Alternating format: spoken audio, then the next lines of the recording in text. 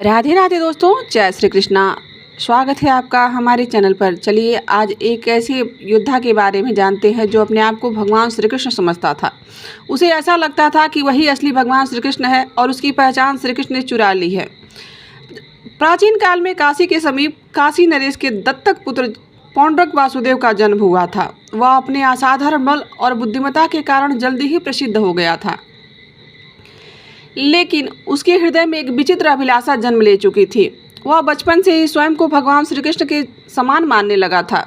उसके मन में यह विश्वास बैठ गया था कि वही असली वासुदेव है और वही भगवान श्री कृष्ण है, और भगवान श्री कृष्ण जो थे उन्होंने उसकी पहचान चुरा ली है। उसे ऐसा लगता था। उसके इसी विश्वास को बढ़ाते हुए उसके गुरुओं ने उसे बताया कि अगर वह भगवान श्री कृष्ण की बराबरी करना चाहता है तो उसे अपने अंदर दिव्य शक्तियाँ जागृत करनी होगी और वह स्वयं श्री कृष्ण जैसा बन सकता है। धीरे धीरे उसके भीतर अहंकार और घर कर दिया। उसने वैसा ही पीताम्बर धारण करना शुरू कर दिया। उसने नकली सुदर्शन चक्र, शंख इत्यादि ऐसे भगवान श्री कृष्ण दिखते थे उनको नकल करना शुरू कर दिया था। वह स्वयं को सच्चा वासुदेव घोषित कर दिया। लेकिन क्या यह केवल उसका अहंकार था या उसके भीतर सच में कोई रहस्यमय शक्ति थी? दरअसल पौंड्रक का यह विश्वास कि वही असली वासुदेव है केवल उसका अहंकार नहीं था। उसने कठिन तपस्या शुरू की थी। यह साधारण तपस्या नहीं थी। वह इतनी घोर तपस्या में लीन हो चुका था कि भगवान शिव की उपासना करने लगा और तपस्या की अग्नि में वह स्वयं को जलाकर अपने सभी इंद्रियों को अपने बस में कर चुका था। अनेक वर्षों तक उसने कठोर तपस्या की थी, यहाँ तक कि उसकी तपस्या से देवलोकों में हलचल मचनी प्रारंभ हो गई थी। अंततः उसकी कठिन तपस्या से भगवान शिव प्रसन्न हुए और उसके समक्ष प्रकट होकर वरदान मांगने को कहा। पौंड्रक ने बिना किसी संकोच के कहा कि मुझे वही शक्ति दे दो जो भगवान श्री कृष्ण के पास है। भगवान शिव मुस्कुराए और बोले, तुम्हें शक्ति तो मिलेगी लेकिन सत्य से भाग नहीं पाओगे। शिव जी ने उसे कई दिव्य अस्त्र शस्त्र प्रदान कर दिए जिसके बाद वह असाधारण बलशाली बन गया था। अब वह केवल दिखावे के लिए नहीं बल्कि सचमुच उसके अंदर दैविक शक्ति आ चुकी थी। वह श्री कृष्ण के समकक्ष खड़ा होने का दावा कर सकता था। इतनी शक्तियाँ उसके अंदर आ चुकी थी। लेकिन क्या शक्ति प्राप्त कर लेना ही सच्चे वासुदेव होने का प्रमाण था? जब पौंड्रक ने शिव जी से वरदान में शक्तियाँ प्राप्त कर ली तो उसने अपनी पहचान को ही और भी दृढ़ करने के लिए एक नया खेल खेला। उसने अपने अनुयायियों को यह विश्वास दिला दिया कि वही असली भगवान श्री कृष्ण है, वही वासुदेव है और वही द्वारिका का असली श्री कृष्ण है। द्वारिका तो भगवान श्री कृष्ण ने छलावा से बनाया है। उसने अपने शक्ति का उपयोग एक छोटे राज्यों और नगरों पर आक्रमण करना शुरू कर दिया, उन्हें अपने अधीन बनाना शुरू कर दिया। उसके खिलाफ जो भी खड़ा होता उसे वह अपनी दैविक शक्तियों से परास्त कर देता था। उसके हाथों में अब अग्नि अस्त्र, वायु अस्त्र, जल अस्त्र जैसे बहुत से अद्भुत शक्तियाँ और हथियार प्राप्त हो चुके थे। वह अपने आप को अजेय बना रहा था। उसके पास एक दिव्य रथ भी था जो आकाश में उड़ सकता था।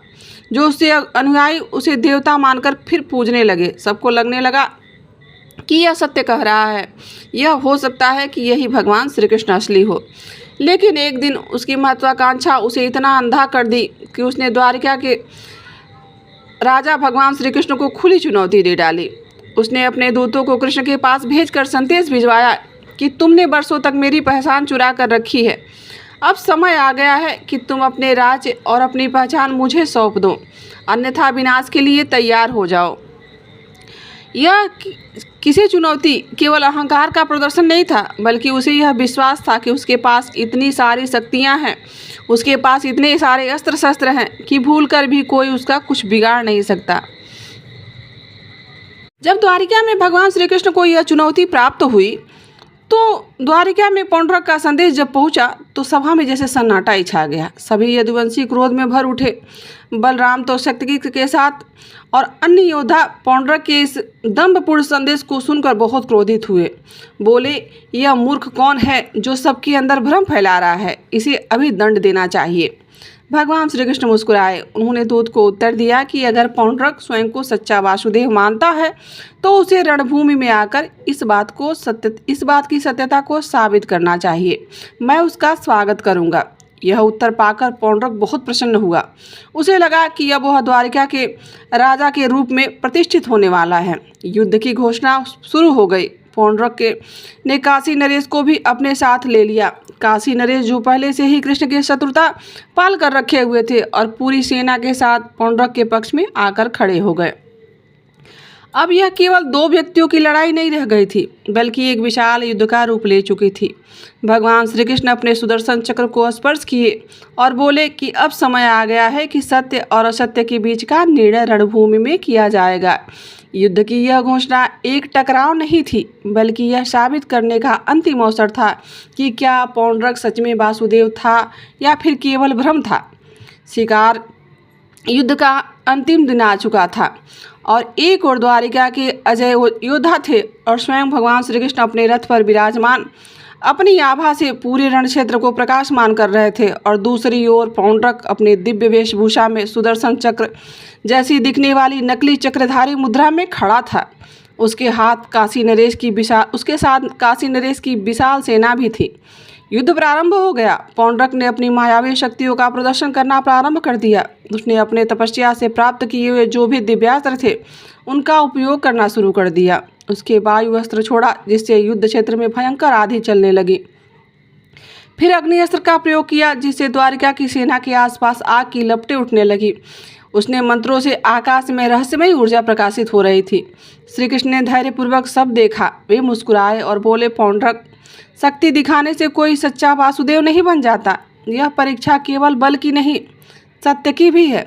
लेकिन अहंकार में डूबा पौंड्रक इसे चेतावनी नहीं, बल्कि चुनौती समझ बैठा था। अब उसने अपना सबसे घातक अस्त्र निकाल लिया, एक अद्भुत ऊर्जा से भरा हुआ वह दिव्यास्त्र जो उसने शिवजी से वरदान स्वरूप प्राप्त किया था। अब उसने भगवान श्री कृष्ण की ओर उसको छोड़ा। पूरा रण क्षेत्र कांप उठा। यह अस्त्र भगवान श्री कृष्ण पर प्रभाव डालेगा, यही सोचकर सबके मन में जैसे एक विचलित तरंगें उठनी प्रारंभ हो गई थी।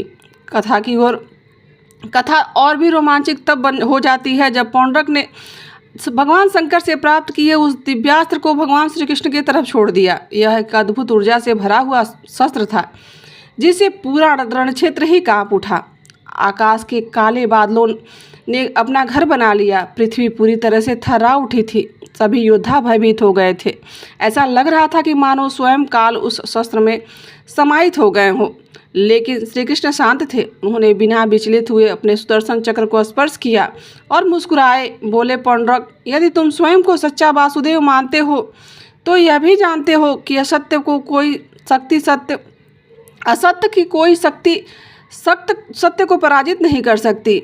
श्री कृष्ण ने अपने दोनों उंगलियों से उस भयंकर अस्त्र की दिशा को ही मोड़ दिया।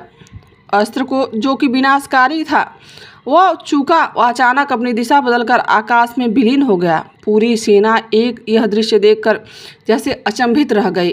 पौंड्रक को भी विश्वास नहीं हुआ। उसका सबसे शक्तिशाली अस्त्र बिना किसी प्रहार के और बिना किसी प्रभाव के नष्ट हो गया। लेकिन श्री कृष्ण यही नहीं रुके। अब उन्होंने अपना सुदर्शन चक्र उठाया और वह चक्र जो ब्रह्मांड की सबसे शक्तिशाली ऊर्जा का केंद्र है, उसकी तीव्र चमक से पूरा रण क्षेत्र प्रकाशित हो गया। श्री कृष्ण बोले, अब समय आ गया है कि असत्य को अपने कर्मों का फल जरूर प्राप्त हो। सुदर्शन चक्र तेजी से घूमने लगा और एक भयंकर गति से पौंड्रक की ओर बढ़ा। यह चक्र पौंड्रक के अंत का कारण बनेगा या फिर पौंड्रक के पास बचने का कोई और उपाय था। जैसे ही श्री कृष्ण ने सुदर्शन चक्र को छोड़ा, पूरा युद्ध क्षेत्र एक अद्भुत ऊर्जा से जैसे भर उठा। वह चक्र आकाश में घूमता हुआ विद्युत गति से पौंड्रक की ओर बढ़ने लगा। उसके तेज प्रकाश से पूरी सेना की आंखें चौंधिया गईं। पौंड्रक, जो अब स्वयं को सच्चा वासुदेव मान रहा था, पहली बार वह भयभीत दिख रहा था। उसने अपनी शेष शक्तियों को इकट्ठा कर स्वयं की रक्षा करने का प्रयास किया। उससे अपने मायावी शक्तियों को एक दिव्य रक्षा कवच के रूप में बनाकर और अपने आप की रक्षा करने का प्रयास किया। परंतु जैसे ही सुदर्शन चक्र उसके निकट पहुंचा, यह कवच जैसे जलकर भस्म हो गए। काशी नरेश और उसकी सेना यह दृश्य देखकर भयभीत हो उठी थी। वह समझ चुके थे कि पौंड्रक की पराजय निश्चित है। पौंड्रक ने अंतिम बार भगवान श्री कृष्ण की ओर देखा और चीखते हुए बोला कि मैं असली वासुदेव हूँ, मैं अमर हूँ, मुझे कोई नहीं मार सकता, लेकिन सत्य को कोई नहीं बदल सकता। सुदर्शन चक्र तीव्र गति से आगे बढ़ा और एक ही झटके में पौंड्रक का सिर धड़ से अलग कर दिया। उसका शरीर छलकर राख हो गया और उसका अभिमान भी उसी के साथ ही समाप्त हो गया।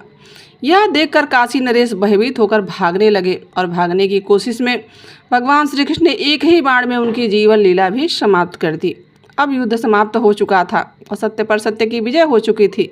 जब सुदर्शन चक्र ने पौंड्रक का अंत किया तो पूरा रणक्षेत्र स्तब्ध था, लेकिन तभी एक अद्भुत घटना घटी। पौंड्रक का शरीर जो जलकर राख हो गया था, लेकिन उसकी आत्मा एक दिव्य प्रकाश के रूप में ऊपर उठने लगी। सभी योद्धा अचंभित थे। भगवान श्री कृष्ण पौंड्रक पर कृपा की और अपने जीवन का सबसे बड़ा सत्य समझाने लगे और कहा था कि हे पौंड्रक, अब तुम्हारे जीवन का सबसे बड़ा सत्य तुम्हें समझ में आ चुका होगा।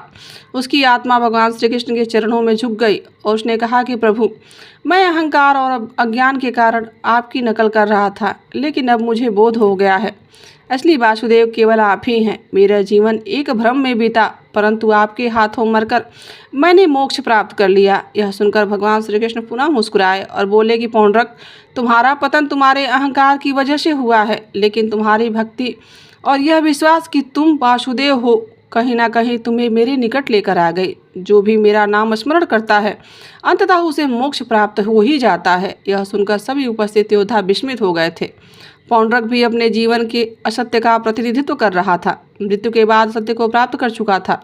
उसकी आत्मा भगवान श्री कृष्ण के तेज में विलीन हो गई। इस घटना से यह सिद्ध किया जा सकता है कि चाहे इंसान कितना भी बड़ा भ्रम पाल ले, अंततः सत्य की ओर लौटना ही पड़ता है। पौंड्रक की मृत्यु और आत्मा के मोक्ष की प्राप्ति के बाद रणक्षेत्र में गहरा मौन छा गया था। काशी की सेना पूरी तरह से पराजित हो चुकी थी। भगवान श्री कृष्ण अपने दिव्य दृष्टि से युद्धभूमि को देखा और बोले कि यह केवल एक युद्ध नहीं था, यह अहंकार और असत्य के बीच का संघर्ष था। लेकिन तभी कुछ ऋषि वहां प्रकट हुए और बोले कि हे वासुदेव, पौंड्रक का जन्म एक रहस्यमय उद्देश्य के लिए हुआ था। वह केवल अहंकार का प्रतीक नहीं था, बल्कि एक पूर्व जन्म का वह एक ऋषि था जिसने अपने कर्मों के कारण यह जीवन प्राप्त किया था। इस पर भगवान श्री कृष्ण मुस्कुराए और बोले, सत्य यही है कि प्रत्येक जीव अपने कर्मों का फल ही भोगता है। पौंड्रक को इस जीवन में मेरी नकल करने का मोह था, लेकिन यह भी उसके पूर्व जन्म की साधना का ही फल था। अंततः वह मुझी में विलीन हो गया। इस कथा से हमें यह सीख मिलती है कि असत्य कितना भी शक्तिशाली लगे, अंत में उसे पर सत्य की ही विजय होती है। अहंकार और भ्रम किसी को महान नहीं बनने देता, बल्कि सच्ची भक्ति और सत्य का अनुसरण ही उसे मोक्ष के मार्ग तरफ लेके जाता है। अब यह प्रश्न उठता है कि आज की हमारे जीवन में पौंड्रक जैसी मानसिकता कितने लोगों के अंदर हावी हो चुकी है। क्या हम भी किसी न किसी भ्रम में जी रहे हैं? यदि हाँ, तो हमें उस भ्रम से बाहर आने का समय आ गया है। हमें अपने सत्यता को स्वीकार कर लेना चाहिए, क्योंकि श्री कृष्ण का न्याय अटल है। तो दोस्तों, यह थी भगवान श्री कृष्ण और पौंड्रक की प्रेरणादायक स्टोरी। कैसी लगी कमेंट करके ज़रूर बताइएगा। यदि अच्छी लगी तो हमारे चैनल से जुड़िए और हमें सपोर्ट कीजिए। अभी के लिए बस इतना ही। राधे राधे। जय श्री कृष्णा। आपके सहयोग के लिए दिल से आभार।